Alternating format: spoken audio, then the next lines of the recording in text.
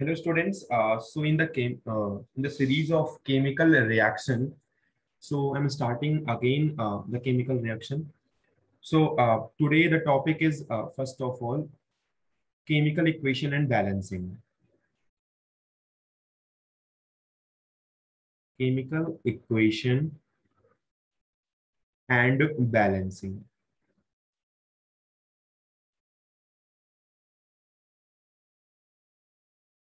पहली बात तो ये बात करेंगे कि एक केमिकल इक्वेशन क्या होती है और एक केमिकल इक्वेशन की क्या प्रॉपर्टीज होती हैं, एक केमिकल इक्वेशन में क्या क्या मिलता है और कैसे हम रिप्रेजेंट करते हैं केमिकल इक्वेशन को। तो जैसे कि हमने पहले एक केमिकल रिएक्शन या केमिकल चेंज के बारे में बात कर ली है कि एक केमिकल चेंज क्या होता है, तो आई डोंट थिंक कि केमिकल चेंज में किसी को प्रॉब्लम होगी। एक नया सब्सटेंस बनता था, एक परमानेंट चेंज होता था और रिएक्शन इरिवर्सिबल रहती थी, राइट। तो हमने दो तीन पॉइंट्स डिस्कस किए थे, उसके कुछ एग्जांपल्स भी दिए थे, हमने फिजिकल चेंज के बारे में भी डिस्कस किया था। तो यहाँ पर हम केमिकल चेंज तो हमें पता चल गया है। अब एक केमिकल रिएक्शन क्या होती है और एक केमिकल इक्वेशन का रिप्रेजेंटेशन कैसा होता है, तो उसे हम एक तरीके से देखने की कोशिश करेंगे, राइट।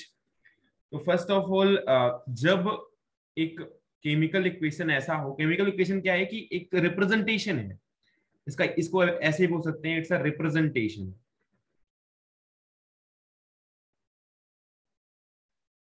एक केमिकल चेंज को कैसे रिप्रेजेंट करना है, उसके लिए केमिकल इक्वेशन या केमिकल रिएक्शन आजकल प्रचलन में है। जैसे हमारे पास जो चीजें यूज होती हैं किसी भी रिएक्शन के लिए, या जिनका केमिकल चेंज हो रहा है या जो केमिकल चेंज में पार्टिसिपेट कर रही हैं, उन्हें बोलते हैं रिएक्टेंट। जो केमिकल चेंज होता है उसको एक डायरेक्शन एरो के द्वारा दिखाया जाता है। इस एरो का मतलब हुआ रिएक्शन किस डायरेक्शन में चल रही है वो बताने के लिए। अब यहाँ पर अगर ये लेफ्ट साइड है और ये स्क्रीन पर राइट साइड है, तो राइट साइड पर वो एक रिएक्शन चल रही है, ऐसा हमारी डायरेक्शन एरो हमें शो कर रही है, राइट। तो डायरेक्शन एरो का यूज केवल इसलिए किया जाता है कि हमें पता चल पाए कि रिएक्शन किस डायरेक्शन में चल रही है। अच्छा, जिनका केमिकल चेंज हुआ है उन्हें क्या बोला था? उन्हें बोला था, उन्हें एक रिएक्टेंट बोला था, या जिन्होंने केमिकल चेंज में हिस्सा लिया था उन्हें बोला था रिएक्टेंट। जो केमिकल चेंज होकर के मिला है उसे बोलते हैं प्रोडक्ट, राइट। ये है रिएक्शन एरो।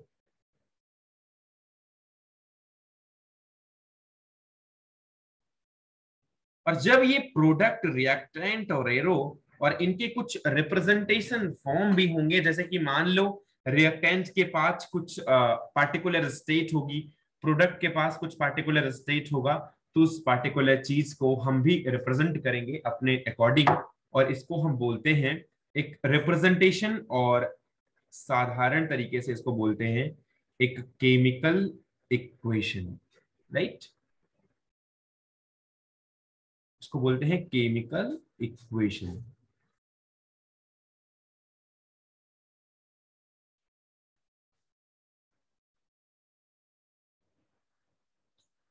तो ये हमारी हो गई केमिकल इक्वेशन, जिसको हमने रिप्रेजेंट किया है। और हमने हर किसी के आगे मतलब प्रोडक्ट का भी नाम लिखा होगा अलग और रिएक्टेंट का नाम अलग लिखा हुआ होगा, तो ये कुछ रिप्रेजेंटेशन का तरीका है, ठीक है। तो हमें केमिकल इक्वेशन को जानते हैं, और केमिकल इक्वेशन अगर हम देख लें तो हम काफी चीजें बता सकते हैं, जैसे कि रिएक्शन किस डायरेक्शन में चल रही है, उसका रिएक्टेंट क्या है, उसका प्रोडक्ट क्या है, उसके प्रोडक्ट में क्या स्टेट्स हैं। तो बहुत चीजें हम एक रिप्रेजेंटेशन को देख करके या केमिकल इक्वेशन को देख करके बता सकते हैं, ठीक है। चलो, तो अभी हम आगे बढ़ते हैं और बात करते हैं टाइप्स ऑफ केमिकल इक्वेशन की, राइट।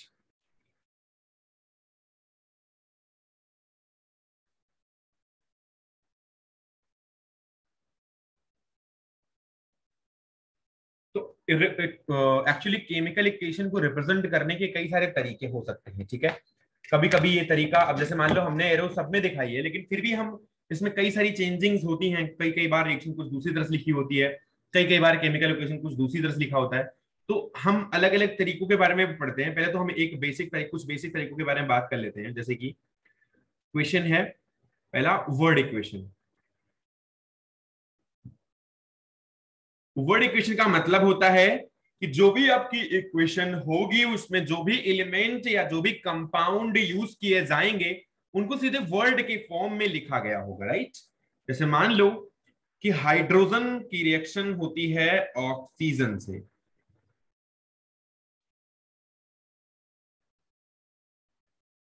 और बनता क्या है, वाटर। तो इसको सीधे सीधे ऐसे वर्ड के फॉर्मेट में लिखा गया होगा।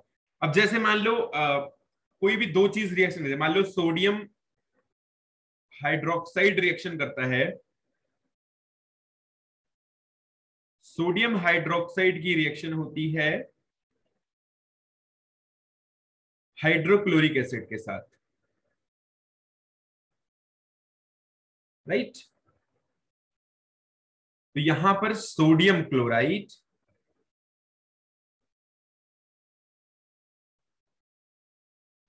प्लस वाटर बनता है, right.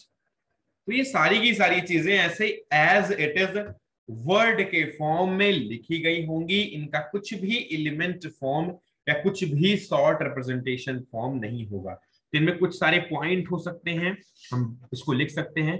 The reactants are written, जो भी रिएक्टेंट होगा वो लेफ्ट साइड में लिखा होगा, और जो भी राइट साइड में होगा वो चीजें प्रोडक्ट कहलाएंगी, और जो रिएक्टेंट होगा उनके बीच में प्लस साइन रिप्रेजेंट होगा। चलो लिख देते हैं एक बार। जैसे दो रिएक्टेंट है तो दो रिएक्टेंट के बीच में एक पॉजिटिव साइन होगा जिसको शो करेगा कि ये दोनों रिएक्टेंट्स आपस में जुड़ करके कुछ नया बनाने की कोशिश कर रहे हैं, राइट। तो the point is the reactants are written on the left hand side, the reactant will be in left hand side and a plus sign between them।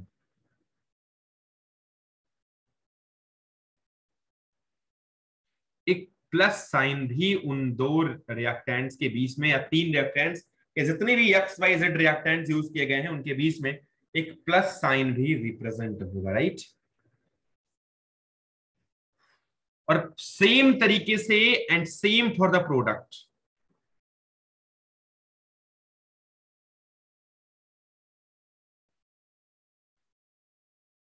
On right hand side. बेटा चाहे वो कितने भी number आप मान लो X plus Y plus Z है और प्रोडक्ट है A plus B plus C, तो कुछ different number of left side होंगे, और जितने भी नंबर है राइट साइड में ऐसे as it is plus sign के साथ रिप्रेजेंट कर दिए जाएंगे, राइट। आई डोंट थिंक यहां तक किसी को कोई प्रॉब्लम होनी चाहिए। जो एरो होगी वो भी दिखाई जाएगी, so arrow will be there, arrow will also be there. क्यों होगी ऑलरेडी बता दिया है मैंने, डायरेक्शन को शो करती है, ठीक है। अच्छा, और एरो की डायरेक्शन की किधर होगी, डायरेक्शन टुवर्ड्स द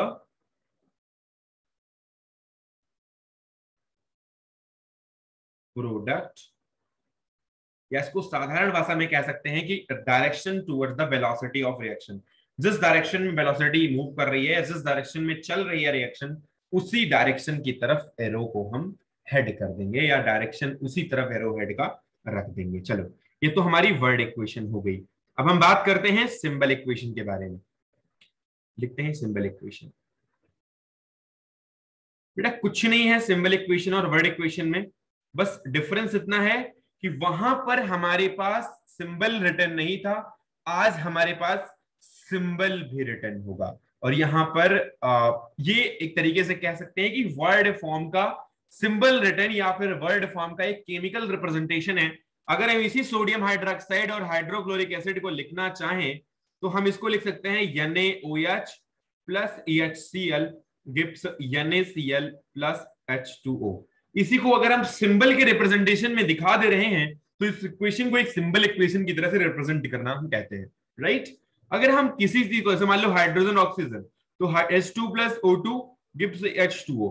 तो ज्यादातर हमारी केमिस्ट्री के अंदर जो रिएक्शन लिखी हुई होती है या हम जो शॉर्ट फॉर्म में लिखने का प्रयास करते हैं वो सिंबल इक्वेशन को ही लिखने का ट्राई करते हैं, क्योंकि ये रिप्रेजेंटेशन का एक अच्छा तरीका माना जाता है, right.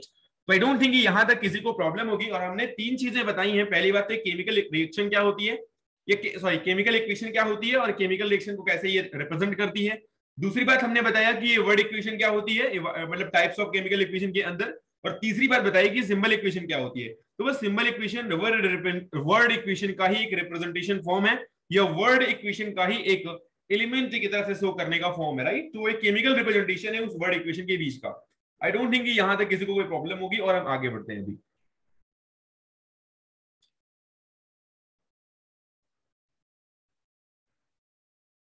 Unbalanced and balanced chemical equation के बारे में पढ़ते हैं।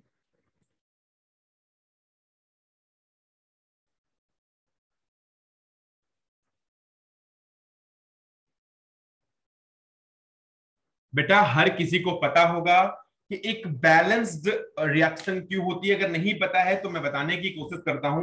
आपको प्रीवियस क्लासेस से बार बार यह बात बताई गई होगी कि एक मास हमेशा कंजर्व रहता है। मास को ना तो डिस्ट्रॉय किया जा सकता है ना तो बनाया जा सकता है।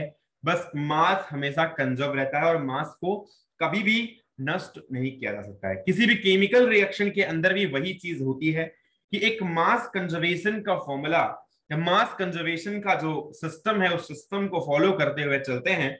और एक मास कंजर्वेशन का मतलब है कि दो चीजों, एक किसी भी चीज का मास किसी भी डिफरेंट डिफरेंट स्टेट में या डिफरेंट डिफरेंट कंडीशन में या किसी रिएक्शन कंडीशन में कभी भी चेंज नहीं होता है। तो mass as it is maintained रहता है, चाहे वो किसी भी तरीके का मास हो, राइट। आई डोंट थिंक यहां तक किसी को कोई भी प्रॉब्लम होगी।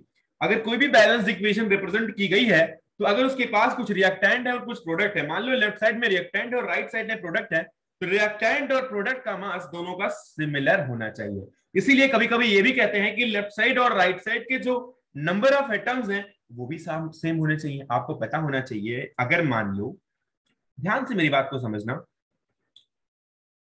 एक बैलेंस्ड और एक अनबैलेंस्ड के बीच का डिफरेंस क्या है। मान लो यक्स लिखा है प्लस वाई लिखा है प्लस जेड लिखा है। अब राइट साइड में लिखा है x y two z, right. यहां पर लेफ्ट साइड में एक यक्स है, एक वाई है और एक जेड है। लेकिन राइट साइड में एक यक्स है, दो वाई है और एक जेड है। तो हमारे पास राइट साइड में वाई की एक क्वांटिटी बढ़ चुकी है। अगर मैं आपको, अगर ऐसे ही रिप्रेजेंटेशन हुई इस मॉलिक्यूल की या इस रिएक्शन की, और ये रिएक्शन का अगर एक बैलेंस फॉर्म बताया गया, तो भैया अगर आप चेक करोगे तो लेफ्ट साइड है, मान लो यक्स का मास 2 है, वाई का मास 3 है और जेड का मास अगर 4 है, और अगर हम यक्स वाई और जेड के मास को ऐड करें, मान लो, और तीनों का मास ऐड करें, तो यहां पर मास आएगा 9। ठीक है, एक बार आप इसको ध्यान से देख सकते हो। राइट साइड का जब मास हम कैलकुलेट करेंगे तो यक्स का 2 है, वाई का 6 हो जाएगा और जेड का एज इट इज 4 मेंटेन रहेगा। आप जब इसका मास कैलकुलेट करोगे तो इसकी मास की वैल्यू आ जाएगी 12। आई डोंट थिंक यहां तक कोई प्रॉब्लम होगी। तो लेफ्ट साइड और राइट साइड का मास अभी डिफरेंट है। राइट साइड में मास 12 हो गया है और लेफ्ट साइड में 9 हो गया है। आपको पता है इस चीज के लिए रिस्पॉन्सिबल कौन है? नंबर ऑफ एटम या नंबर ऑफ मॉलिक्यूल्स। क्योंकि वाई जो है राइट साइड में 2 है और लेफ्ट साइड में 1 है, राइट। तो जब 2 है वाई, इसका मतलब हुआ कि यहां पर मास भी तो 2 गुना होगा ना। अगर आप एटॉमिक मास को कैलकुलेट कर रहे हो और आपको मास गिवन है, या फिर मास एटॉमिक कोई भी अगर आपके पास कंपाउंड होगा, तो ऑब्वियसली जितने भी नंबर ऑफ एलिमेंट होंगे आपको सारे के एटॉमिक मास पता होते हैं लगभग। तो आप एटॉमिक मास को कैलकुलेट करके बता दोगे। मान लो मास एक कंपाउंड नहीं भी है और कोई रिएक्शन दे रहा है अगर वो, तो फिर भी आप उसके मास को तो कैलकुलेट करेंगे ही। अगर मास में क्वांटिटी ज्यादा हो गई राइट साइड में, यानी कि प्रोडक्ट की साइड में अगर क्वांटिटी ज्यादा है, तो इसका मतलब हुआ कि उसके पास कुछ ना कुछ एटम्स ज्यादा हैं या तो फिर कुछ ना कुछ एलिमेंट्स ज्यादा हैं। एलिमेंट्स भी ज्यादा हो सकते हैं, मॉलिक्यूल्स भी ज्यादा हो सकते हैं, एटम्स भी ज्यादा हो सकते हैं, जो भी हो सकता है वैसा ही रिप्रेजेंट हम कर देंगे इसको। तो अनबैलेंस इक्वेशन का मतलब, तो ये इक्वेशन आपके सामने लिखी है। एक बैलेंस इक्वेशन का मतलब अभी ये होगा कि अगर मैं इसी x Y x plus 2y कर दूं और यहां पर z कर दूं, अभी कोई प्रॉब्लम नहीं है। X y two z right side में और x two y z left side में, मतलब 2 number of y left side में है, 1 number of z left side में और 1 number of x left side में, और सेम नंबर की काउंटिंग राइट साइड में भी है। तो एक बैलेंस्ड इक्वेशन और एक अनबैलेंस्ड इक्वेशन का मतलब यही होता है, राइट। तो एक बैलेंस इक्वेशन का जो फॉलो अप होता है या फिर जो भी इसके बैलेंस इक्वेशन को शो करता है, वो बैलेंस इक्वेशन शो करने के लिए मास कंजर्वेशन को फॉलो करना बहुत जरूरी होता है। तो मास कंजर्वेशन के लॉ को फॉलो करने के लिए लोग बैलेंस केमिकल इक्वेशन का रिप्रेजेंटेशन करते हैं, राइट। बैलेंस केमिकल इक्वेशन अगर हो गई तो उसका मतलब उसमें एटम्स जो भी लेफ्ट साइड में उतने राइट साइड में होंगे, जो भी मॉलिक्यूल्स लेफ्ट साइड में उतने ही मॉलिक्यूल्स राइट साइड में होंगे, चाहे वो कंपाउंड की बात हो, चाहे वो एलिमेंट की बात हो, चाहे एटम की बात हो, चाहे वो मॉलिक्यूल की बात हो। तो हम सबके लिए वही बात एज इट इज करते हैं, राइट। हम ये भी कह सकते हैं कि बैलेंसिंग क्या होती है। अगर मैं बैलेंसिंग को दिखाऊं, पहली बात तो मैंने आपको बता दिया कि बैलेंस क्या होता है या फिर बैलेंस रिएक्शन क्या होती है। तो अगर मेरे पास अनबैलेंस्ड केमिकल रिएक्शन है, पहली बात तो लिखो आप अनबैलेंस्ड केमिकल रिएक्शन। ये तो मैं आपको दिखा रहा था, अनबैलेंस्ड केमिकल रिएक्शन लिखना।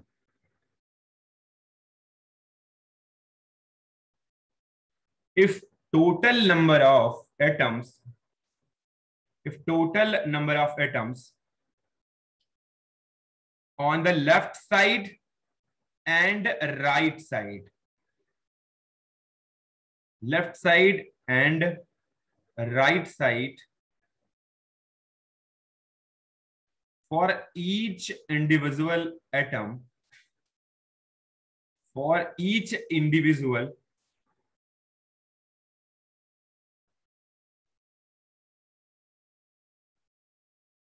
for each individual types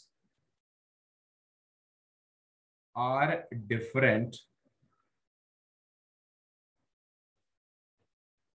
या आप लिख सकते हो left side and right side for each individual types are different, या यहां पे लिख दो number of atoms for left side and right side for each individual types are different, then it is a unbalanced equation,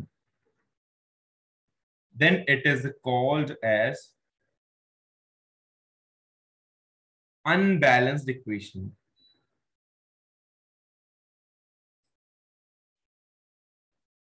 left side और right side जो molecules हैं वो अलग अलग अलग हैं, मतलब अलग अलग का मतलब कि नंबर्स में अगर अलग है, मॉलिक्यूल सेम है, तो फिर वहां पर आपके पास वो अनबैलेंस्ड केमिकल इक्वेशन होगी।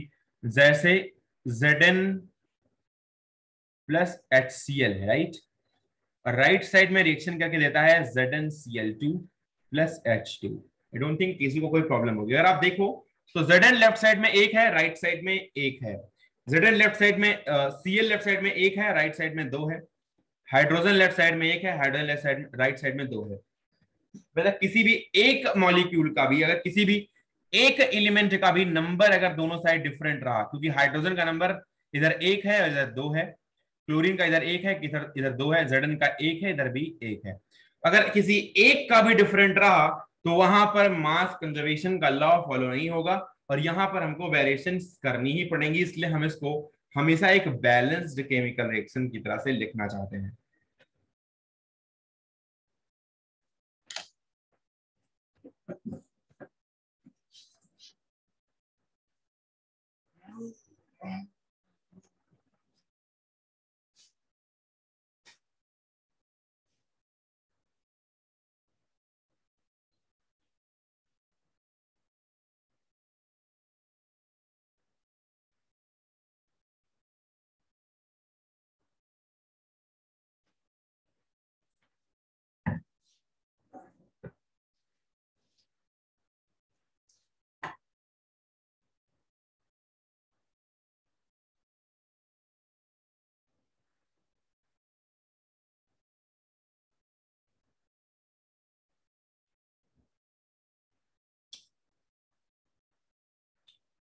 तो मैं एक बार रिप्रेजेंट करने की कोशिश करता हूं फिर से कि अगर लेफ्ट हैंड साइड और राइट हैंड साइड एक बैलेंस केमिकल इक्वेशन क्या होती है। पहली बात तो वो मेरे एक बार आप फिर से मैं दिखा देता हूं। वर्ड इक्वेशन का मतलब वो वर्ड में लिखा गया होगा, लेफ्ट साइड और राइट साइड दोनों तरफ चीजें वर्ड में लिखी गई होंगी एज अ सेंटेंस, और जो भी हमारे पास चीजें होंगी वो एज ए वर्ड में होंगी। अगर वो सिंबल इक्वेशन है तो वो एज अ सिंबल लिखी गई होंगी, ठीक है। अच्छा, यहाँ पर एक्स वाई जेड इसलिए लिखा गया था, मैंने दिखाया था आपको कि प्लस साइन बीच में होता है। अगर प्रोडक्ट है तो प्रोडक्ट के बीच में भी प्लस साइन, ऐसे जितने नंबर ऑफ प्रोडक्ट्स होंगे उसके बीच में प्लस साइन होंगे। अच्छा, जब ये सिंबल इक्वेशन होगी तो वही वर्ड इक्वेशन को सिंबल इक्वेशन में रिप्रेजेंट करने का तरीका, मतलब केमिकल फॉर्म में उसको हम रिप्रेजेंट करते हैं, राइट। उसके बाद ये हम सिंबल फॉर्म में आ गए, मतलब अगर NaOH है और NaClH2 में कन्वर्ट हो रहा है तो उसको हम एज इट इज सीधे केमिकल फॉर्मूला के रिप्रेजेंटेशन के साथ लिख देंगे, राइट। उसके बाद अगला टर्म हमारा आया balanced and unbalanced chemical equation. तो अनबैलेंस्ड और बैलेंस्ड केमिकल इक्वेशन का मतलब क्या होता है? पहली बात तो मैं अनबैलेंस बताता हूँ। अनबैलेंस्ड केमिकल इक्वेशन वो है जब left side number of atoms और right side number of atoms दोनों इक्वल ना हो, तो ऐसी कंडीशन में इसको हम अनबैलेंस्ड केमिकल इक्वेशन बोलते हैं। और अगर वो इक्वल हो तो उसको हम बोलते हैं बैलेंस्ड केमिकल इक्वेशन, राइट। अब इक्वल का मतलब कि लेफ्ट साइड और राइट साइड में, जैसे मतलब कि मैंने यहां पर दो चीजें लिखी हुई हैं। अब मैं एक बार अनबैलेंस का पहले एग्जांपल आपको दे देता हूं। अनबैलेंस का एग्जांपल जैसे ZnSO4 प्लस HCl है, सेम तरीके से नीचे भी दिखाया है, और इसको फिर हमने ZnCl2 प्लस H2SO4 लिखा है। सॉरी, ZnSO4 प्लस HCl है, यहाँ पर थोड़ा उल्टा लिख दिया हमने। अगर इसको हम लिखें Zn प्लस HCl तो ये आ जाएगा ZnCl2 प्लस H2, राइट। ये वाला इक्वेशन गलत है, सॉल्ट और एसिड के बीच में आ गया है, वेट। तो यहाँ पर ZnCl2 प्लस H2 है, ठीक है। अब ZnCl2 प्लस H2 का मतलब राइट साइड में क्लोरीन 2 है, हाइड्रोजन 2 है, लेफ्ट साइड में हाइड्रोजन 1 और क्लोरीन 1 है, और जबकि जिंक दोनों साइड सिमिलर है एज इट इज। तो इसका मतलब ये जो इक्वेशन है या जो भी इक्वेशन सामने हमारे दिखाई गई है, ये एक अनबैलेंस्ड केमिकल इक्वेशन, राइट। तो left side and right side for each individual types are different, then it is called as the unbalanced equation, right. अच्छा, बैलेंस्ड इक्वेशन क्या होती है, एक बार उसके बारे में बात कर लेते हैं। अब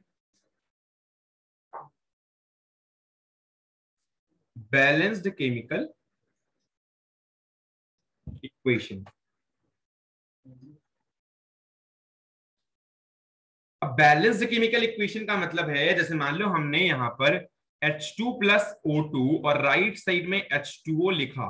आप अगर इस रिएक्शन को सही से देखो तो लेफ्ट साइड में हाइड्रोजन 2 है और राइट साइड में भी हाइड्रोजन 2 है। लेफ्ट साइड में ऑक्सीजन 2 है लेकिन राइट साइड में ऑक्सीजन केवल 1 है। इसका मतलब हुआ कि ये एक अनबैलेंस्ड केमिकल इक्वेशन है। अगर मैं इस इक्वेशन को बैलेंस केमिकल इक्वेशन में कन्वर्ट करना चाहता हूं तो मैं इसमें कुछ हिट एंड ट्रायल मेथड को यूज करके कर सकता हूं, और मैं अगर दोनों टाइम 2 से मल्टीप्लाई करूं तो ये रिएक्शन अपने आप बैलेंस हो जाएगी। अभी आप अगर देखो तो लेफ्ट साइड में दो और दो का मल्टीप्लीकेशन मतलब 4 हाइड्रोजन, और राइट साइड में भी 4 हाइड्रोजन है। लेफ्ट साइड में 2 ऑक्सीजन और राइट साइड में भी 2 ऑक्सीजन है, क्योंकि इस दो का मल्टीप्लाई इस वाले में भी होता है। तो आपके पास बैलेंस केमिकल इक्वेशन मिल जाएगी, और बैलेंस केमिकल इक्वेशन का मतलब होगा कि हमारे पास दोनों साइड मास कंजर्व है। अगर मैं मास को कैलकुलेट करके दिखाने की कोशिश करूं तो जस्ट 1 मिनट में अगर इसको मैं कैलकुलेट कर सकता हूँ। यहाँ पर हाइड्रोजन का मास 4 है, ओवरऑल ऑक्सीजन का मास है 32। यहाँ पर हाइड्रोजन का निकालोगे तो टोटल 4 है, प्लस वाटर में क्योंकि पूरा पूरा 18 होता है, आप 18 को 2 से मल्टीप्लाई कर सकते हो तो ये भी तब भी 36 आ जाएगा, और चाहो तो मल्टीप्लाई कर लो आप 2 ऑक्सीजन और 4 हाइड्रोजन को। तो यहाँ पर 4 हाइड्रोजन वाले में तो 4 आ गया, और जब 2 ऑक्सीजन का आप मल्टीप्लाई करके निकालोगे तो 32 मिल जाएगा। तो ओवरऑल कैलकुलेशन इसकी 36 मिल जाएगी, राइट। तो 36 लेफ्ट साइड में और 36 राइट साइड में भी है। इसका मतलब मास दोनों तरफ कंजर्व है, और जब मास कंजर्व है और ये मास कंजर्वेशन के लॉ को फॉलो करने की कोशिश करती है हर रिएक्शन, इसीलिए हर रिएक्शन का बैलेंस्ड होना बहुत इंपॉर्टेंट है। तो बैलेंस केमिकल इक्वेशन के लिए हम इन्हीं चीजों को फॉलो करते हैं, और इससे कंक्लूजन भी ये निकलता है कि हमारे पास जो मास आता है निकल के वो कंजर्व रहता है, राइट। तो हमारे पास लेफ्ट साइड और राइट साइड का मास अभी कंजर्व है।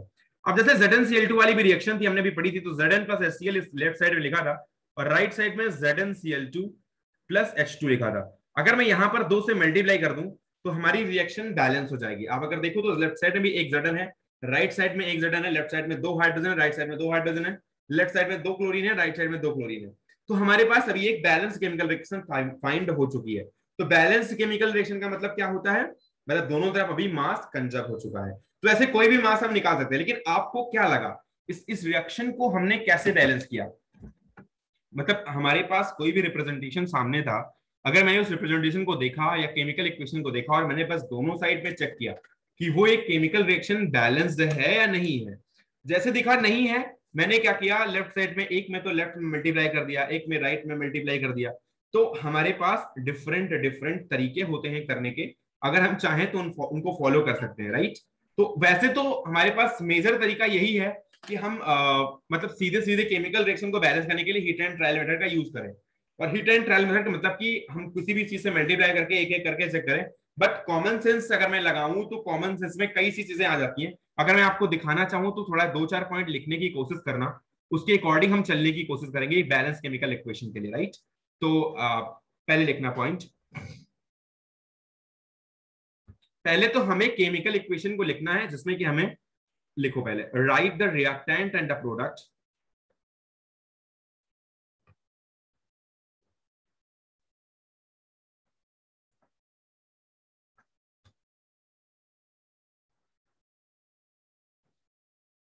हेडिंग टूवर्ड या headed toward, headed towards the product, right reactant and the product headed towards the product। मतलब जो रिएक्शन एरो होगी, रिएक्शन एरो को हमें हेड टूवर्ड द प्रोडक्ट रखना है, प्रोडक्ट के साइड में उसका हमने रखना है, ठीक है। तो ये हमारा तो सीधे सीधे रिप्रेजेंटेशन हो जाएगा। अगर हमारे पास वर्ड इक्वेशन है तो सिंबल इक्वेशन में कन्वर्ट कर लेना है। तो यहां पे लिख दो राइट सिंबल इक्वेशन, ठीक है। आपको एक बहुत इंपॉर्टेंट चीज के बारे में ध्यान रखना है, कभी भी किसी भी चीज के अंदर मल्टीप्लाई नहीं करना है। मतलब अगर कोई कंपाउंड है तो कंपाउंड का फॉर्मूला ना चेंज हो जाए। आपको एक बात मैं बताना चाहता हूं, अगर आपने हाइड्रोजन Cl ऐसे है कोई एटम, अगर आपने बाहर मल्टीप्लाई किया तब तो ठीक है। अगर आपने यहां पर कहीं मल्टीप्लाई कर दिया H2Cl, या फिर आपके पास जैसे मान लो ABC कोई भी एटम है ABCD, अगर आपने कहीं भी बीच में मल्टीप्लाई कर दिया बैलेंसिंग के लिए, तो आपको पता है ये पूरा पूरा केमिकल फॉर्मूला कन्वर्ट कर देता है। क्योंकि एक AB2CD का मतलब हुआ कि अब एक पूरा मॉलिक्यूल ये हो गया। मतलब आपने उसके मॉलिक्यूलर स्ट्रक्चर को, उसके रिएक्शन स्ट्रक्चर को, या फिर जो भी उसका लिविस स्ट्रक्चर होगा जिस स्ट्रक्चर से उसको रिप्रेजेंट करते हैं, पूरा पूरा स्ट्रक्चर चेंज कर दिया है। अब आप एक बार ध्यान से समझिए। तो मैं अगर बताऊं आपको कि आपके पास हाइड्रोजन ऑक्साइड यानी कि वाटर मॉलिक्यूल है, अगर मैं वाटर का एक रिप्रेजेंटेशन दिखाऊं तो कुछ ऐसा आता है, ठीक है। वैसे आता बेंट है लेकिन दिखाते लोग लीनियर है। तो चलो मैं अगर यहाँ पर हाइड्रोजन को H3O में कन्वर्ट कर दूं, यानी H3O लिख दूं, तो यहाँ पर H3O प्लस हो जाएगा। लेकिन बात यह है कि एक हाइड्रोजन आने की वजह से पूरा पूरा रिप्रेजेंटेशन चेंज हो जाएगा, पूरा पूरा मॉलिक्यूल चेंज हो जाएगा, पूरा पूरा कंपाउंड चेंज हो जाएगा कि उस कंपाउंड का क्या होना था क्या हो गया। वाटर था अभी हाइड्रोनियम आयन बन गया, राइट। तो एक एक सिंगल एलिमेंट की वजह से या एक सिंगल मल्टीप्लाई की वजह से आप बहुत सारी चीजें कन्वर्ट कर सकते हैं। तो आपको कभी भी रिएक्शन को बैलेंस करते वक्त एक बात का ध्यान रखना है कि आपको कभी भी किसी कंपाउंड के बीच में कोई फैक्टर नहीं डालना है। जब भी कोई फैक्टर डालना है आपको एक सीधे सीधे लेफ्ट साइड डालना है। अगर मैं आपको जनरल फॉर्मूला बताऊं, जैसे मान लो कि आपके पास AB है, ठीक है, आपके पास CD है, राइट साइड में आपके पास XY है, और फिर आपके पास ZX है, ठीक है। अगर मैं मान लो कहीं पे अगर मल्टीप्लाई कर यक्स में 2 से मल्टीप्लाई करने पर हमारा रिएक्शन बैलेंस हो रहा है, तो हम ये नहीं करेंगे कि यक्स, मान लो ऐसा ऐसा कई बार कंफ्यूजन ऐसी आती है। मान लो मेरे पास ऐसा कोई सिचुएशन आया कि हमने यक्स में 2 से मल्टीप्लाई कर दिया और वाई में मल्टीप्लाई करने की जरूरत नहीं है, और तब ये दोनों तरफ बैलेंस हो जा रही है, तो भैया बैलेंस तो हो जाएगी। चलो मान लो यहाँ पर वाई एक ही होता, एक बार ध्यान से इस बात को देखो। मान लो मैंने यहाँ पे लिखा है 2x plus y gives x y, ठीक है। और यहाँ पर मान लो ZX है तो यहाँ पर हमने ZX भी लिख दिया है, ठीक है। अब हमारे पास सारी चीजें बैलेंस है, बस एक यक्स की जरूरत है राइट साइड में। अगर एक यक्स और मिल जाता तो हमारा शायद ये रिएक्शन बैलेंस हो गया होता, ठीक है। तो हमने इस तरफ ZX यहाँ पे लिखा है, टेंशन मत लो, ठीक है। तो अगर मैं यहाँ पर यक्स में मल्टीप्लाई करूं यहाँ पर दोगा, तब तो ये सही है। लेकिन इसको करते वक्त मुझे क्या करना पड़ेगा, फिर मेरे को यहाँ पर एक y को भी 2 से मल्टीप्लाई करना पड़ जाएगा, क्योंकि हमारे पास y को भी 2 का मल्टीप्लाई करना जरूरी हो जाएगा। तो यहां पर मैं बाहर मल्टीप्लाई कर सकता हूं, लेकिन अगर मैं चाहूं कि कुछ ऐसा कर दूं, ध्यान से देखना इस बात को।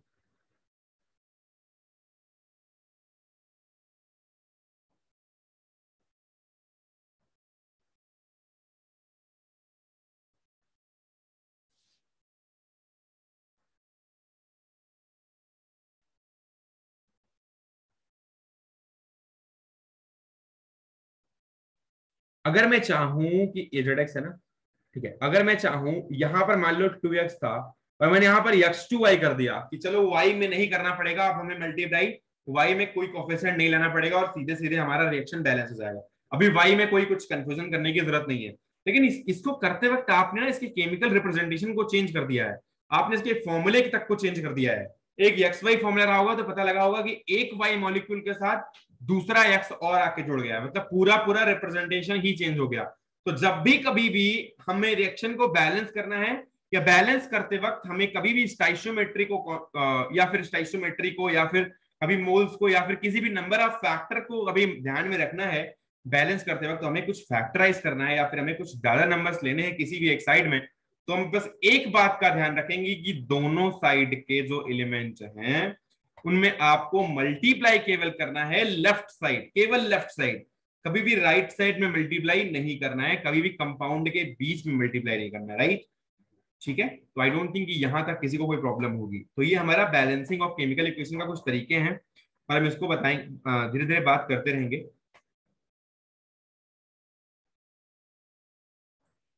तो हमने अभी तक कुछ बैलेंसिंग ऑफ द रिएक्शन के बारे में बात की है, कुछ बैलेंस केमिकल रिएक्शन इक्वेशन के बारे में बात किया है और अनबैलेंस केमिकल इक्वेशन के बारे में बात की। हमने बहुत बेसिक चीजें अभी जानी है। अब हम बात करेंगे एक बैलेंस केमिकल इक्वेशन को हीट एंड ट्रायल मेथड के द्वारा कैसे हम बैलेंस करने की सोच सकते हैं। ठीक है, तो जैसे मान लो हमारे पास कोई भी रिएक्शन गिवन है, हमारे पास लेफ्ट साइड है, मान लो गिवन है रिएक्शन हमें H2 plus Cl2 gives HCl, right, या 2HCl। तो हमारे पास अभी हाइड्रोजन के दो मॉलिक्यूल और क्लोरीन के दो मॉलिक्यूल, राइट साइड में 2HCl और राइट साइड में HCl मौजूद है। इसका मतलब एक बैलेंस केमिकल इक्वेशन। और हमें मान लो ये रिएक्शन कुछ ऐसी दी गई होती या कुछ दूसरी रिएक्शन मान लो, मैं मान लेता हूं अभी मेरे पास एक रिएक्शन है Br2 plus H2 gives HBr। हमें कभी भी रिएक्शन को बैलेंस करते हुए दोनों साइड देखना है, पहले नंबर ऑफ एलिमेंट कितने हैं। तो पहले मैं लेफ्ट साइड की अगर बात करूं तो लेफ्ट साइड में यहां पर मैं ये बैलेंस करने का तरीका मैं बता रहा हूं, तो ध्यान से समझना। सबसे पहले लेफ्ट साइड में देखो कितने नंबर ऑफ मॉलिक्यूल्स हैं, राइट। तो हमारे पास मान लो लेफ्ट साइड में number of molecules of Br एक है और एक मॉलिक्यूल में दो एटम होंगे, तो यहां पर हम Br के पास दो एटम डाल देंगे, राइट। और दो हाइड्रोजन भी लेफ्ट साइड में मौजूद हैं। अगर मैं राइट साइड में बात करूं तो एक Br और एक हाइड्रोजन मौजूद है। इज इट राइट और नॉट? आई डोंट थिंक यहां तक कोई दिक्कत होगी। एक ब्रोमीन और एक हाइड्रोजन एटम राइट साइड में मौजूद है। अब हम दो एटम Br है और दो यहां पर हाइड्रोजन है और एक Br और एक हाइड्रोजन यहां पर है। मैं चाहूं तो सीधे सीधे हीट एंड ट्रायल मेथड को लगाऊं और अभी मैं इस रिएक्शन को सीधे बैलेंस कर लूंगा, क्योंकि हमारे पास दो इधर और दोनों एक साइड में कंबाइंड है। तो मैं चाहूं तो केवल यहां पर मुझे दो से मल्टीप्लाई करना पड़ेगा बस, और पूरी पूरी रिएक्शन बैलेंस्ड हो जाएगी। मेरे पास जैसे अभी Zn प्लस H3PO4 था, या चलो Zn प्लस H2SO4 था। तो हमारी ये वाली रिएक्शन तो मान लो एज इट इज मेंटेन रहेगी Zn प्लस H2। मान लो ये रिएक्शन Zn प्लस Hi के बीच में हुई होती और ये ZnI2 बनाता प्लस H2 बनाता। क्यों बनाता आपको बताना पड़ेगा, क्योंकि बैलेंस ही इसकी -1 है और इसकी +2 है। तो -1 और +2 में जब कॉम्बिनेशन होगा तो वो माइनस माइनस का होगा और Zn पे +2 और I पे -1 चार्ज आ जाएगा, राइट। तो और हाइड्रोजन पे 0 रह जाएगा। तो आई डोंट थिंक यहां तक कोई दिक्कत होगी किसी को। लेकिन अभी मैं अगर इस रिएक्शन को बैलेंस करने की कोशिश करूं तो मेरे पास केवल एक ही तरीका बनता है कि मैं यहां पर 2 से मल्टीप्लाई कर दूं। अभी ये रिएक्शन मुझे बैलेंस लग रही है क्योंकि लेफ्ट साइड में Zn एक है, हाइड्रोजन 2 है, आयोडीन 2 है। राइट साइड में Zn एक है, हाइड्रोजन 2 है और आयोडीन 2 है। तो लेफ्ट साइड और राइट साइड की रिएक्शन अभी बैलेंस्ड केमिकल रिएक्शन है, ठीक है। तो हमको क्या करना है, number of atoms of the reactants और number of the atoms of the product count करने हैं और दोनों को मैच करना है। और जब हमारा number of atom of the reactant and number of atom of the product same हो जाएगा तो हम इस रिएक्शन को समझ जाएंगे या इस केमिकल इक्वेशन को समझ जाएंगे कि एक बैलेंस्ड केमिकल इक्वेशन है और इसमें दोनों तरफ मास जो है वो कंजर्व्ड है। अब आप देख लो यहाँ पे Zn के मास दोनों तरफ, क्योंकि Zn है तो मास कंजर्व होगा, आयोडीन दोनों तरफ है तो मास कंजर्व ही होगा, हाइड्रोजन दोनों तरफ है तो ऑब्वियसली मास कंजर्व ही होगा। आई डोंट थिंक यहां तक किसी को कोई दिक्कत होगी। अच्छा, अभी मैं बढ़ता हूं, कुछ स्टेप वाइज करने की कोशिश करूंगा। जैसे मान लो कि हमारे पास दो कंपाउंड्स हैं। मान लो कि आयरन की रिएक्शन होती है, क्वेश्चन है, मान लो आयरन की रिएक्शन होती है और वाटर के साथ, और ये बनाता है Fe3O4 plus H2, right.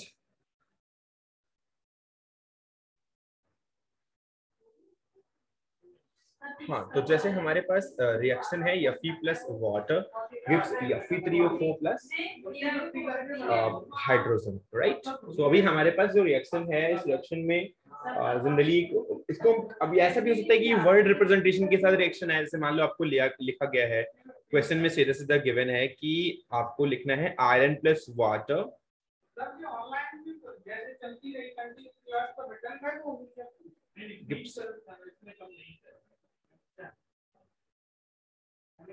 iron oxide at least is second and third both oxide in the Fe3O4 and plus hydrogen will be there, right। तो मे बी रिएक्शन ऐसे भी लिख के आ सकती है। तो ऐसे में आपको पहले तो रिएक्शन को सिंबल वाइज रिप्रेजेंट करना है, और सिंबल वाइज रिप्रेजेंट करके आपको पहले हेड टुवर्ड्स द प्रोडक्ट, जैसा भी हमने बताया है पहले, इसको आपको रिप्रेजेंटेशन के साथ चलना है, ठीक है। तो आप इसमें रिप्रेजेंटेशन करेंगे तो ये Fe3O4 प्लस H2, मान लो ये रिएक्शन आपको मिल गई, ठीक है। अब आपको क्या करना है, दोनों साइड रिएक्शन को बैलेंस करने के लिए आपको सबसे पहले जब भी आप ऐसी रिएक्शन को बैलेंस कर रहे हो तो आपको ट्राई करना है कि नंबर ऑफ एटम्स कैसे हैं, क्या है दोनों साइड में। तो पहले तो हम लेफ्ट साइड में नंबर ऑफ एटम्स को कैलकुलेट करते हैं। तो लेफ्ट साइड में पहले हम LHS को देखते हैं, और इसमें हमारा एक एटम है Fe, एक एटम है हाइड्रोजन और एक एटम है ऑक्सीजन। Fe के हमारे पास एक एटम है, हाइड्रोजन के दो हैं और ऑक्सीजन के एक हैं।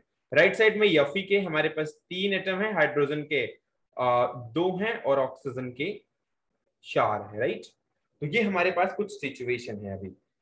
तो हमें सबसे पहले क्या करना है कि हमें ट्राई करना है, जब दोनों तरफ हम देख रहे हैं रिएक्शन को, तो हमें सबसे पहले ऑक्सीजन टर्म को बैलेंस करने की कोशिश करनी चाहिए। तो हमें अगर, क्योंकि अभी हमारे पास जो रिप्रेजेंटेशन है, मान लो मैं अभी यहां पर रिएक्शन में 3 से मल्टीप्लाई करके पहले मैं आयरन को बैलेंस करने की कोशिश करूं ही, ठीक है। मान लो मैं यहाँ पर 3 से मल्टीप्लाई करके बैलेंस करने की कोशिश करूं और राइट साइड में ऑक्सीजन बैलेंस ना हो तो बाद में प्रॉब्लम होगी। लेकिन Fe अकेला है, इसमें हम किसी से भी मल्टीप्लाई कर देंगे।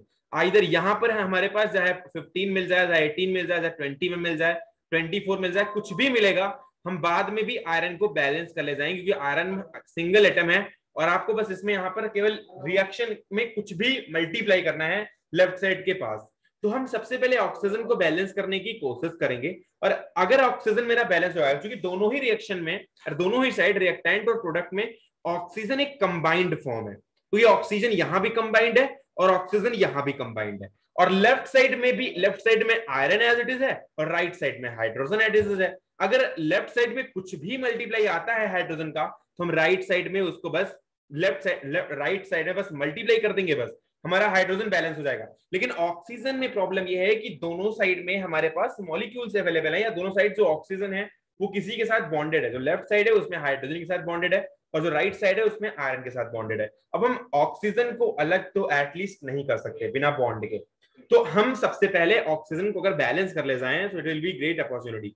हम यहाँ पर अगर 4 से मल्टीप्लाई कर दें लेफ्ट साइड में, तो हमारा ये ऑक्सीजन एटलीस्ट बैलेंस हो जाएगा।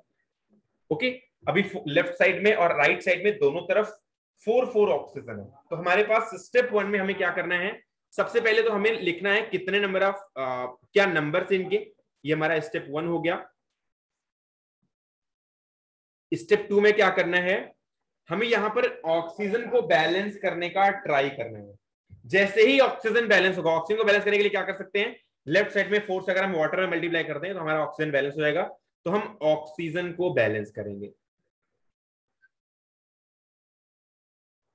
और ये करने के लिए हम सीधे Fe एज इट इज लिख लेंगे 4H2O, मतलब 4 वाटर मॉलिक्यूल हैं, उसके बाद Fe3O4 प्लस H2। तो हमारे पास अभी जो ऑक्सीजन है वो as it is balanced oxygen है, राइट। तो हमारे पास कोई प्रॉब्लम ऑक्सीजन को बैलेंस करने में एटलीस्ट नहीं है। उसके बाद अभी जो आगे मैं कर सकता हूं, वो चाहूं तो मैं हाइड्रोजन को पहले बैलेंस कर लूं, या मैं चाहूं तो पहले आयरन को बैलेंस कर लूं। तो दोनों साइड में बैलेंसिंग हो सकती है, और मैं अगर आयरन को बैलेंस करना चाहूं तो बस लेफ्ट साइड में मुझे 3 से मल्टीप्लाई करना पड़ेगा, और अगर हाइड्रोजन को बैलेंस करना चाहूं तो राइट साइड में 2 से मल्टीप्लाई करना पड़ेगा हाइड्रोजन के पहले। चलो मैं पहले आयरन को बैलेंस कर लेता हूं। तो आयरन को बैलेंस करने के लिए हमारे पास ऑप्शन है कि मैं बस स्टोइचियोमेट्रिक कोएफिशिएंट को चेंज करूंगा और लेफ्ट साइड में बस 3 लिख दूंगा यहाँ पर। ठीक है, तो मैं यहाँ पर आयरन को बैलेंस करने जा रहा हूँ। ठीक है, तो आयरन बैलेंस होगा तो ये 3 Fe हो गया हमारे पास, ये 4 water molecule as it is रहेगा। उसके बाद Fe3O4 प्लस H2। ठीक है, उसके बाद हमारे पास अब ऑप्शन है कि मैं हाइड्रोजन को तुरंत बैलेंस कर लूं, कोई दिक्कत नहीं है, हाइड्रोजन बैलेंस हो जाएगा। तो स्टेप 4 में अगर मैं चाहूं तो तुरंत मैं हाइड्रोजन को भी बैलेंस कर सकता हूं, क्योंकि 2 से मल्टीप्लाई राइट साइड में कर दूं, 4 हाइड्रोजन दोनों तरफ बैलेंस हो जाएंगे। एक्चुअली 2 से नहीं, यहाँ पर मुझे 4 से मल्टीप्लाई करना पड़ेगा, क्योंकि हमारे पास 8 हाइड्रोजन लेफ्ट साइड में है और 8 हाइड्रोजन राइट साइड में भी लाना है, इसलिए हमें राइट साइड में हमारी बस स्टोइचियोमेट्रिक कोएफिशिएंट को चेंज करके हाइड्रोजन के पहले 4 लगाना पड़ेगा। तो हम यहाँ पे लिख सकते हैं 3 Fe plus 4H2O gives Fe3O4 plus 4H2। तो हमारे पास एक बैलेंस्ड केमिकल रिएक्शन अभी मिल चुकी है, जो कि ऑलरेडी बैलेंस्ड है। तो हमें नहीं लगता कि कोई भी प्रॉब्लम किसी को इस वाली रिएक्शन में एटलीस्ट होने वाली है। ठीक है, एक बार अपने आप से ट्राई कर सकते हो, एक बार अपने आप से कर सकते हो, और अगर उसके बाद भी कोई प्रॉब्लम होती है तो I'll discuss it again। ठीक है, चलो रिएक्शन नंबर 2 की बात करते हैं। एक रिएक्शन और लिखते हैं, उसको मैं ट्राई करूंगा बैलेंस करने की। रिएक्शन है हमारे पास, मान लो कोई सी भी रिएक्शन अगर मैं ले लूं, मान लो फॉस्फोरस है। क्योंकि फॉस्फोरस मॉलिक्यूलर फॉर्म में होता है, और मॉलिक्यूल फॉर्म में जब आता है तो P4 के साथ आता है। और मैं अगर ऑक्सीजन ले लूं यहाँ पर O2, ऑक्सीजन भी मॉलिक्यूल के फॉर्म में रहेगा। मैंने आपको बोला है पहले भी रिएक्शन के टर्म में कि जब जब रिएक्शन करना स्टार्ट होती है तो आपको चाहिए कि रिएक्टेंट लेते टाइम ट्राई करना चाहिए कि जो मॉलिक्यूल के फॉर्म में अगर हम ले लें रिएक्टेंट को, so it will be great opportunity for us। तो फॉस्फोरस हमारे पास है और ये टेट्रा एटॉमिक मॉलिक्यूल का एक फॉर्मेशन है, टेट्रा एटॉमिक मॉलिक्यूल की तरह से फाइंड होता है, इसलिए मैं फॉस्फोरस दूंगा। आपको मैं एक बार दिखा भी देता हूँ, ये टेट्रा एटॉमिक मॉलिक्यूल की तरह से कुछ ऐसा होता है। तो इसके पास जो बॉन्ड्स होते हैं कुछ ऐसे बनते हैं, और फिर बाद में ये आपस में बॉन्ड भी ऐसे फॉर्म करता है। तो ये टेट्रा एटॉमिक मॉलिक्यूल, हर किसी फॉस्फोरस की वैलेंसी 3 कंप्लीट हो चुकी है। और आपको मैं कभी डिस्कस कर दूंगा कि टेट्रा एटॉमिक या ट्राई एटॉमिक या डाई एटॉमिक या मोनोएटॉमिक मॉलिक्यूल्स कैसे डिफाइन करते हैं। तो अभी हमारे पास P4 प्लस O2 है राइट साइड में, और जब ये दोनों रिएक्शन करते हैं तो P2O5 बनता है। ठीक है, तो ये फास्फोरस पेंटा ऑक्साइड का फॉर्मेशन करता है। ये तो हमारी साइड से रिएक्शन लिखी गई है। अब अगर मैं इस रिएक्शन को बैलेंस करने की कोशिश करूं तो हमारे पास ऑक्सीजन है, फास्फोरस है, दोनों, और दोनों ही कंबाइंड स्टेट में है। तो मैं ये कर सकता हूं कि ऑक्सीजन को मैं चाहूं तो पहले बैलेंस कर सकता हूं ऑक्सीजन, और चाहूं तो फास्फोरस को पहले बैलेंस कर सकता हूं, कोई ऐसी एज इट इज प्रॉब्लम नहीं है। लेकिन ऑक्सीजन की बैलेंसिंग क्योंकि ऑड सम में है और फास्फोरस की बैलेंसिंग इवन सम में है, तो अगर हमारे पास फास्फोरस है, इधर 4 है और इधर भी इधर 4 है और इधर क्या है 2 है। तो अगर हम दोनों साइड बैलेंस करूं तो दोनों side phosphorus as it is balance हो जाएगा, क्योंकि दोनों साइड सम फास्फोरस है, राइट। लेकिन ऑक्सीजन लेफ्ट साइड में सम है, मतलब सम नंबर है, और ऑक्सीजन राइट साइड में ऑड नंबर है। जब ऑड नंबर और इवन नंबर दो अलग अलग चीजें हों, आपने बहुत बार मैथमेटिकल इक्वेशंस में ट्राई किया हुआ होगा कि जैसे हमने मान लो कोई इक्वेशन दी होती थी 2x plus 3y is equal to 5, और हमें कोई इक्वेशन दी होती थी 3x plus 5y is equal to 7 मान लो, और हमें एक्स वाई की वैल्यू निकालनी होती थी। तो हम क्या करते थे, क्योंकि एक इवन है एक ऑड है, हम डायरेक्टली क्या करते थे, इवन ऑड हो ना हो हमें केवल बस मल्टीपल फैक्टर डोलना है। यहाँ पर 2 है, 2 से हम इससे मल्टीप्लाई कर देते थे और 3 से इसमें मल्टीप्लाई करते थे, एक्स के टर्म को कैंसिल करते थे और ऑब्वियसली हम वाई की वैल्यू निकालते थे। यहाँ पर भी सेम वैसा ही कुछ कॉन्सेप्ट है, लेकिन किसी को कैंसिल नहीं करना है, सीधे अगर मैं ऑक्सीजन को बैलेंस करने की कोशिश करूं, बस हमें लेफ्ट साइड में एज इट इज 5 से मल्टीप्लाई कर देना है और राइट साइड में ऑक्सीजन को 2 से मल्टीप्लाई कर देना। तो ये हमारा स्टेप नंबर 1 हो गया, right.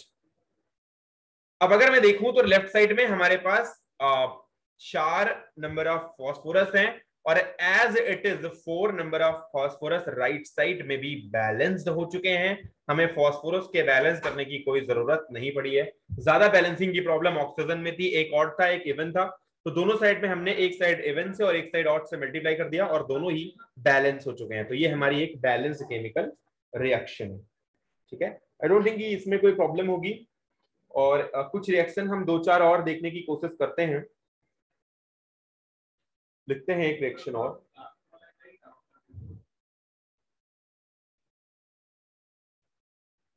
H2S plus Br2 gives HBr plus yes. बेटा देखो, रिएक्शन अगर आपके सामने लिखी है, पहली बात तो मैं आपको बता दूं, आपको हमेशा जब हिट एंड ट्रायल ही करना है तो जिसके पास जैसा दिमाग है वो वैसा ट्राई कर सकता है, क्योंकि इसके पास कोई हार्ड एंड फास्ट रूल नहीं है। आप कहीं भी किसी भी टर्म को बैलेंस कर सकते हैं, लेकिन ज्यादा फंसने से अच्छा है कि आपको सबसे पहले उन चीजों को बैलेंस करने पे ध्यान देना चाहिए जो कंबाइंड फॉर्म में है। अगर कंबाइंड फॉर्म की चीजें आपस में बैलेंस हो गई तो ये इजीली बैलेंस हो सकता है। अगर मैं देखूं तो लेफ्ट साइड में हमारे पास इस एटॉमिक रिप्रेजेंटेशन में 2 हाइड्रोजन है। पहली बात, एक हाइड्रोजन है, एक सल्फर है, एक ब्रोमीन है, राइट। 3 चीजें अलग अलग गिवन है। मैं इसको लिख लेता हूं as it is, hydrogen, bromine और सल्फर। हाइड्रोजन हमारे पास 2 है, ब्रोमीन हमारे पास 2 है और सल्फर हमारे पास 1 है। राइट साइड में सल्फर 1 है, ब्रोमीन 1 है और हाइड्रोजन 1 है। मतलब हाइड्रोजन और ब्रोमीन वाले में 1-1 की कमी है। अगर इसमें 2 से मल्टीप्लाई कर दूं तो ये बन जाएगा। ओके, अभी हमें कुछ करने की जरूरत नहीं है, बस हमें सीधे काउंटिंग को मेंटेन करके बस 2 से मल्टीप्लाई कर देना है। आराम से रिएक्शन बैलेंस हो चुकी है। तो रिएक्शन को बैलेंस करने के 1000 तरीके हो सकते हैं। अपने अकॉर्डिंग हम उनकी वैल्यू को निर्धारित करते हैं, अपने अकॉर्डिंग देखते हैं कि हम क्या कर सकते हैं रिएक्शन के अंदर। तो हम जैसा भी कर सकते हैं, हिट एंड ट्रायल मेथड से हम उस चीज को करने की कोशिश करते हैं। ओके, तो हम कुछ पॉइंट्स पे बात करेंगे केमिकल इक्वेशन के लिए और केमिकल इक्वेशन को बैलेंस करना। तो मैंने अभी तक जो जो सीखा है वो ये है कि केमिकल इक्वेशन को बैलेंस करने का एक रीजन क्या था, क्योंकि ऑब्वियसली हमने मास कंजर्वेशन का लॉ बहुत पहले से पढ़ा हुआ है। तो मास कंजर्वेशन के लॉ के अकॉर्डिंग कोई भी मास हमेशा कंजर्व रहता था, जिसकी वजह से हम हमेशा दोनों तरफ नंबर ऑफ एटम्स को इक्वल करने की कोशिश करते हैं। क्योंकि अच्छा, एक चीज मैं आपको और बताता हूं, अगर मान लो आपको कोई दिया गया है कोई चीज, लेफ्ट साइड आपको सीधे कैलकुलेट क्या करना है, सीधे आपको लेफ्ट साइड एक पार्टिकुलर एटम उठाना है और उसके नंबर ऑफ एटम को कैलकुलेट करना है। और राइट साइड पे भी आपको सेम काम करना है, एक पार्टिकुलर एटम उठाना है और उसके नंबर ऑफ एटम को कैलकुलेट करना है। और दोनों साइड को आपको बस इक्वल कर देना है। अगर इक्वल है तो ठीक है, नहीं है तो करना पड़ेगा।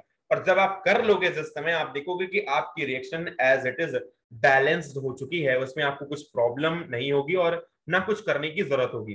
तो लेफ्ट साइड और राइट साइड में number of atom her particular element या हर एक एलिमेंट का करना पड़ेगा। आपको ये केवल नहीं फॉलो करना है कि मास कंजर्वेशन का लॉ फॉलो करता है तो आपको केवल लेफ्ट साइड के मास और राइट साइड के मास से मतलब है। एक्चुअली ये हमें मास से मतलब नहीं है, हमें मतलब है नंबर ऑफ एटम से, वो दोनों तरफ साइड में इक्वल होने चाहिए। ये हमें मास कंजर्वेशन के लॉ से मिलता है। ये मास कंजर्वेशन के लॉ का एक एग्जाम्पल है, या कह सकते हैं उससे बना हुआ एक, हमारे पास उससे बनी एक थ्योरी है जिसको हम यूज करते हैं अपने रिएक्शन को बैलेंस करने के लिए। क्योंकि मास कंजर्व होना बहुत इंपॉर्टेंट है, दोनों साइड मास कंजर्व होता है और उसके साथ साथ हमारे नंबर ऑफ एटम्स भी इक्वल होने चाहिए। तो आई डोंट थिंक कि यहां तक कोई दिक्कत होगी। हम कुछ लिमिटेशंस की बात करेंगे इसके बाद, और उसके पहले हम कुछ स्पेशलिटीज की बात करेंगे केमिकल इक्वेशन के अंदर। तो मैं लिखता हूं, एक एक करके मैं समझाने की कोशिश करता हूं।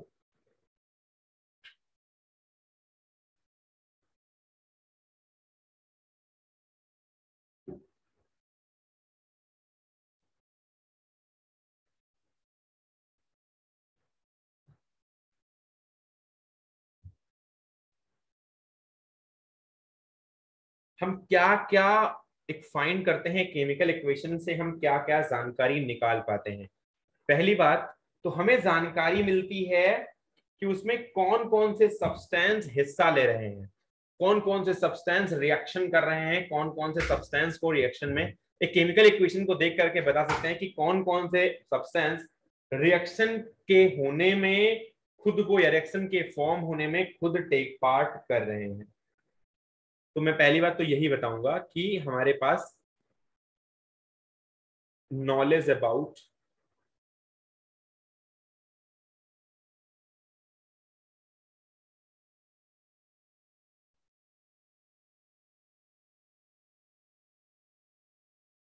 what knowledge about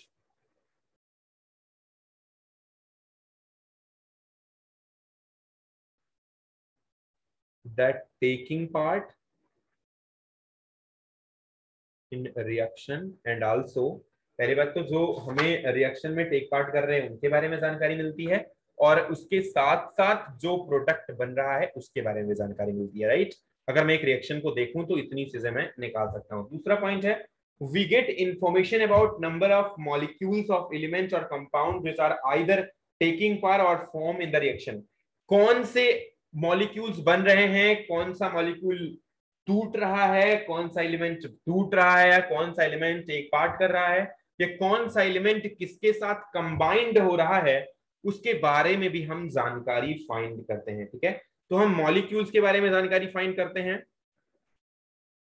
एलिमेंट्स के बारे में फाइंड करते हैं, कौन सा एलिमेंट यहाँ पर टेक पार्ट कर रहा है रिएक्शन में, और जो कंपाउंड बन रहे हैं उनके बारे में भी जानकारी फाइंड करते हैं। ठीक है, जो भी इस रिएक्शन में हिस्सा ले रहे हैं उन सब के बारे में जानकारी फाइंड करते हैं।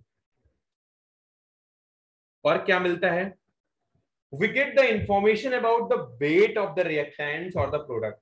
अगर हमारे पास एक रिएक्शन गिवन है, like hydrogen plus oxygen gives a water, H2 plus Cl2 gives get Cl, तो हमें सबसे पहले एक बैलेंस केमिकल इक्वेशन लिखनी है, और उस बैलेंस केमिकल इक्वेशन से ही हमें पता चलेगा कि उस पार्टिकुलर इक्वेशन में क्या वेट फाइंड हो रहा है या क्या वेट है, क्योंकि एक बैलेंस केमिकल इक्वेशन ही बताएगी कि एग्जैक्ट उसकी मॉलिक्यूल्स कितने हैं, एग्जैक्ट नंबर ऑफ मोल्स कितने हैं, एग्जैक्ट नंबर ऑफ एलिमेंट्स कितने यूज हो रहे हैं, और उस जो एलिमेंट यूज हो रहा है उसका वेट क्या है, और जितना नंबर ऑफ मॉलिक्यूल यूज हो रहा है उसका टोटल वेट कितना आ रहा है। तो हम इन सारी चीजों के बारे में जानकारी फाइंड कर सकते हैं, राइट। जैसे कि मान लो हाइड्रोजन का यहाँ पर 2 वेट है, यहाँ पर 35.5 इंटू 2 करोगे तो ये 71 हो जाएगा, यहाँ पर ये Cl कितना हो जाएगा 36.5, और ये लगभग 73 के आसपास आना चाहिए। राइट साइड और लेफ्ट साइड में दोनों तरफ इक्वल मास भी है, अलग अलग मास भी फाइंड कर सकते हैं, बस केवल एक चीज की जरूरत से, बस केवल मेरे पास केमिकल इक्वेशन का रिप्रेजेंटेशन प्रेजेंट हो बस। अच्छा, एक बात ध्यान देने योग्य है, अगर आप सामने देख रहे हो H2 plus Cl2 gives 2HCl, इसमें H2 प्लस Cl2 की जो वैल्यू आई है मास की वो 73 है टोटल, क्योंकि 71 प्लस 2 73 होगा, और राइट साइड में जो प्रोडक्ट आया है उसका टोटल जो मेजरमेंट है वो भी 73 ही है। तो मेरे को यहाँ पर टेंशन की बात नहीं है, मैं आराम से फाइंड कर सकता हूँ कि इसकी ओवरऑल कैलकुलेशन की वैल्यू कितनी आई है। ठीक है, अच्छा, हमें ये और भी कुछ चीजें प्रोवाइड करता है, जैसे हमें केमिकल रिएक्शन दिखाती है कि उसकी वैलेंसी कितनी है, किसी भी एलिमेंट की वैलेंसी कितनी है। अब जैसे मान लो हमारे पास Zn गिवन था, Zn प्लस H2SO4 था, राइट। अब इसने क्या किया, ZnSO4 प्लस H2 बनाया, तो जितना Zn ने अपने आप को चेंज किया है पॉजिटिव में, आप देखो तो यहाँ पर Zn ने अपने आप को Zn प्लस प्लस में कन्वर्ट कर लिया है, और जो Zn ने Zn प्लस प्लस में खुद को कन्वर्ट किया है उसी रीजन की वजह से मुझे पता चला कि इसके पास क्या कंपाउंड बनेगा, और कंपाउंड बनेगा मतलब उस बैलेंसी के बारे में जानकारी मिली थी। मतलब अगर कोई कंपाउंड गिवन है तो मेरे को उल्टा भी मैं बता सकता हूँ, अगर मान लो कोई रिप्रेजेंटेशन दी गई है केमिकल रिएक्शन की, तो मैं उस रिएक्शन को देख करके बता सकता हूँ कि भैया इस पार्टिकुलर रिएक्शन का ये जो कंपाउंड है इसके अंदर जो ये एलिमेंट लगा हुआ है इसकी वैलेंसी इतनी है, क्योंकि मेरे को रिएक्शन के बारे में तुरंत ही पता चल जाएगा रिएक्शन को देखते ही, राइट। तो ये कुछ चीजें हैं जिनके बारे में केमिकल रिएक्शन हमें बताती है। और अभी हम आगे बात करते हैं लिमिटेशंस के बारे में।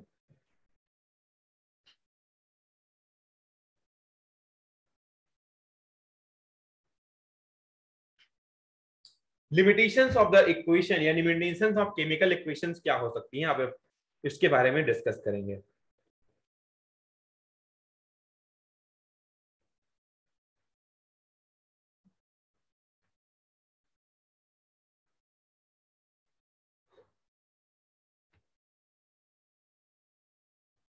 अच्छा, किसी केमिकल रिएक्शन को देख करके जब तक वो रिप्रेजेंट नहीं किया गया हो, हमें फिजिकल स्टेट का पता नहीं चलता है। या केमिकल इक्वेशन को देख करके हम फिजिकल स्टेट नहीं बता सकते हैं जब तक उसमें गिवन ना हो। तो पहली बात तो हम लिख सकते हैं, we do not have any information about the state, can not get info about state। जैसे मान लो कि हमारे पास H2 gaseous plus Cl2 gaseous और यहाँ पर HCl लिक्विड दिया है तो ठीक है, नहीं तो मैं इसकी वैल्यू को बता नहीं सकता कि हमारे पास जो सामने गिवन है ये सॉलिड स्टेट में है, लिक्विड स्टेट में है या फिर गैसियस स्टेट में। तो हमें इसके स्टेट के बारे में जानकारी नहीं फाइंड हो सकती है। दूसरा, हम किसी भी केमिकल इक्वेशन को देख करके उसके जो रिएक्टेंट है या उसका जो प्रोडक्ट है उसके कंसंट्रेशन के बारे में जानकारी नहीं एकत्रित कर सकते हैं। चलो एक बार अगर हम ये जानकारी एकत्रित कर भी ले कि उस केमिकल इक्वेशन में जो भी मोल्स यूज हुए हैं वो कितने मोल्स हैं, लेकिन जब तक वॉल्यूम का पता नहीं होगा, हम उसका कंसंट्रेशन, जब तक उस पार्टिकुलर कंपाउंड या पार्टिकुलर एलिमेंट का वॉल्यूम पता नहीं होगा, तब तक हम उसके कंसंट्रेशन के बारे में जानकारी नहीं फाइंड कर सकते हैं। तो कंसेंट्रेशन को हम किसी भी केमिकल इक्वेशन को देख करके तो एटलीस्ट नहीं बता सकते हैं। आई डोंट थिंक यहां तक कोई भी प्रॉब्लम होगी। अगर हमें चाहूं कि मैं बता दूं कि इस रिएक्शन की स्पीड कितनी है, इस रिएक्शन की वेलोसिटी कितनी है, कितनी तेज हो रही है, कितनी धीमी हो रही है, तो मैं उसकी स्पीड या फिर उसकी टाइमिंग के बारे में भी जानकारी नहीं एकत्रित कर सकता हूं। तो मैं स्पीड को भी नहीं बता सकता और टाइमिंग को भी नहीं बता सकता हूं, ठीक है। और यहां पर सेकेंड टर्म में लिखा था कंसंट्रेशन, तो मैं कंसंट्रेशन के बारे में भी डिस्कशन नहीं कर सकता जब तक हमें हमारे सामने कुछ कंसंट्रेशन गिवन ना हो। तो कंसंट्रेशन का होना बहुत जरूरी है, ठीक है।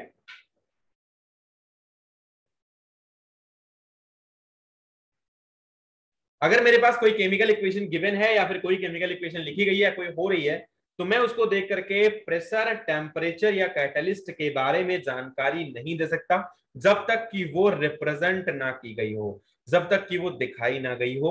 जब तक दिखाई नहीं आएगी तब तक मैं उसके टेम्परेचर के बारे में, तब तक उसके कैटलिस्ट के बारे में, तब तक उसके जो भी यूज हो रही है चीजें उनके बारे में, या जो टेम्परेचर यूज हो रहा है, प्रेशर यूज हो रहा है, उन सब के बारे में जानकारी एकत्रित नहीं कर सकते हैं। ओके,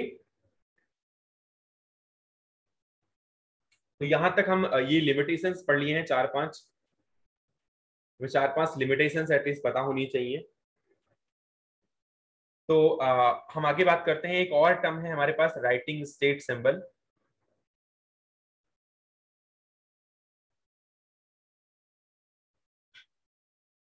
स्टेट के सिंबल को लिखने का क्या तरीका है भैया? देखो, जब भी जब स्टेट का सिंबल लिखा हुआ होगा, अगर सॉलिड होगा कोई भी एलिमेंट या कोई भी कंपाउंड या कोई भी चीज, तो वहां पर सामने यस लिखा हुआ होगा। लिक्विड होगा तो सामने यल लिखा हुआ होगा। गैस होगा तो सामने जी लिखा हुआ होगा। एक्वस होगा तो सामने ए क्यू लिखा गया होगा। आई डोंट थिंक यहां तक कोई भी किसी को प्रॉब्लम आएगी। आगे नेक्स्ट क्लास में हम सिग्निफिकेंस ऑफ स्टेट सिंबल्स के बारे में डिस्कस करेंगे और उसके बाद हम आगे बात करेंगे टाइप्स ऑफ केमिकल इक्वेशंस के बारे में। आई डोंट थिंक यहां तक किसी को कोई प्रॉब्लम होगी। So thank you to all.